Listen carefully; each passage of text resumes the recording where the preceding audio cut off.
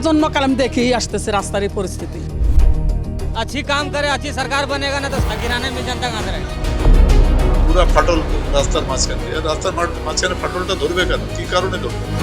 আচ্ছা, যদি কেউ অ্যাকাউন্টেবল থাকে তাকে প্যানালাইজ করার ব্যাপার আছে।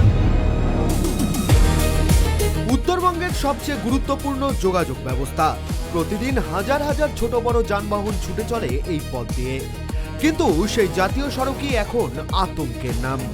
ডালখোলা থেকে শিলিগুড়িগামী 27 নম্বর জাতীয় সড়কে দুর্ভোগের শেষ নেই। সাধারণ মানুষ, ট্রাক চালক, অ্যাম্বুলেন্স, এমনকি ব্যবসায়ীদেরও। প্রশ্ন উঠছে, উত্তরবঙ্গের লাইফলাইনের এই দুর্দশা আর কতদিন? ডালখোলা থেকে শিলিগুড়ি রাস্তা নয়, যেন গর্তের সারি।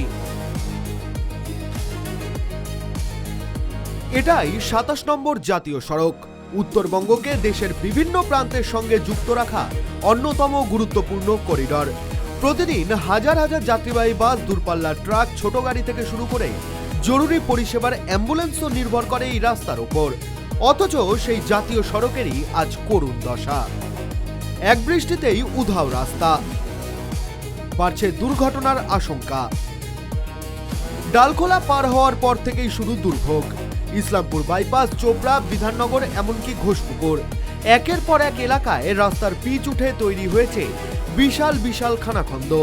কোথাও আবার সামান্য বৃষ্টিতেই জল জমে ঢেকে যাচ্ছে গর্ত, ফলে কোনটা রাস্তার কোনটা গর্ত তা বোঝাই দেয়।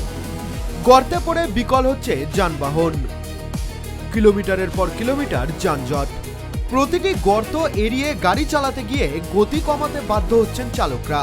ভারী ট্রাক কিংবা লরি গর্তে পড়ে মাঝে মধ্যেই হয়ে যাচ্ছে বিকল, আর একটি গাড়ি দাঁড়িয়ে গেলেই পেছনে তৈরি হচ্ছে কয়েক কিলোমিটার দীর্ঘ যানজট। বাধ্যতামূলক বিকল্প পথ বেছে নিতে হচ্ছে গাড়ি চালক কিংবা যাত্রীদের, ফলে সময় নষ্ট হচ্ছে, বাড়ছে জ্বালানির খরচ, ক্ষতির মুখে পড়ছেন পরিবহন ব্যবসায়ীরাও। हाँ, टोल टैक्स तो देता हूँ सभी को। ये रास्ता तो बिल्कुल गलत है जी। यहाँ पे आगे जाओ फुलवाड़ी में तो वहाँ पे गाड़ी भी पलटी हो रहा है। यही सरकार को यही कहना चाहता हूँ, रोड देख ले। हम लोग तो टैक्स भरने वाला हूँ ना, ऐसा नहीं वैसे ही चलता हूँ, टैक्स भर के चलता हूँ। ये सरकार को मैं यही कहना चाहता हूँ कि रोड से जल्द अच्छा करे, अच्छी काम करे, अच्छी सरकार बनेगा ना तो सरकार गिराने में ये जनता को हाथ है, बनाने में भी जनता का हाथ है और गिराने में जनता का हाथ रहेगा। অ্যাম্বুলেন্সও আটকে গর্তে, রোগী নিয়েও চরম দুর্ভোগ। সবচেয়ে বেশি সমস্যায় পড়ছেন রোগী নিয়ে শিলিগুড়ির হাসপাতালগুলিতে ছুটে চলা অ্যাম্বুলেন্সগুলি। খারাপ রাস্তার কারণে দ্রুত গন্তব্যে পৌঁছানো সম্ভব হচ্ছে না। রোগীর যন্ত্রণা যেমন বাড়ছে, তেমনি উদ্বেগ বাড়ছে পরিবারের সদস্যদেরও। স্থানীয়দের অভিযোগ, প্রতি বছরই বর্ষায় একই ছবি। বর্ষা এলেই উঠে যায় রাস্তার পিচ, এরপর শুরু হয় তড়িঘড়ি জোড়াতালির কাজ, কিন্তু কয়েকদিন যেতে না যেতেই আবারও পুরনো অবস্থায় ফিরে আসে জাতীয় সড়ক। ফলে কোটি কোটি টাকার প্রকল্প নিয়ে উঠছে প্রশ্ন। আরও এক বড় প্রশ্ন তুলেছেন বাসিন্দারা, এই পথ দিয়েই তো নেতা মন্ত্রীরা নিয়মিত যাতায়াত করেন, তাহলে কি জাতীয় সড়কের এই বেহাল দশা তাদের চোখে পড়ে না? কারণ ইঞ্জিনিয়ার ভাই আমার থেকে অনেক গরিব, আমার স্বামী নাই, 3 ছেলে মেয়ে নিয়ে চা হোটেল করে খাচ্ছি। রোড যদি ভালো করে যদি মেরামত করে যদি করে, ভালো ময় মশলা দিয়ে, তাহলে তো ইঞ্জিনিয়ারের লস। ওনার প্রতি বছর এমনভাবে করবে, পুরানো গিট্টি দিয়ে করবে, পিস টিস দিবে না, কোনোরকম করে করে করে করে চলে যাবে। আবার একটু 1 মাস যাবে, রোড ভাঙবে, আবার এসে সরকার কাছ থেকে টাকা নেবে, আবার ইঞ্জিনিয়ার আবার চলবে। ইঞ্জিনিয়ার সংসার চলবে কী করে?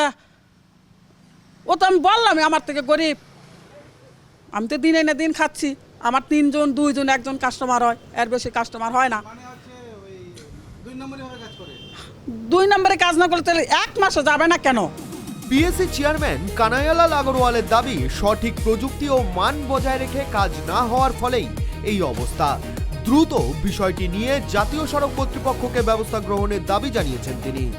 যারা দায়িত্বে যারা আছেন তাদের সঙ্গে মিটিং হয়েছিল, কয়েকবার জেলাতে মিটিং হয়েছে, ডিস্ট্রিক্ট ম্যাজিস্ট্রেটের উপস্থিতিতে আমিও ছিলাম ওখানে।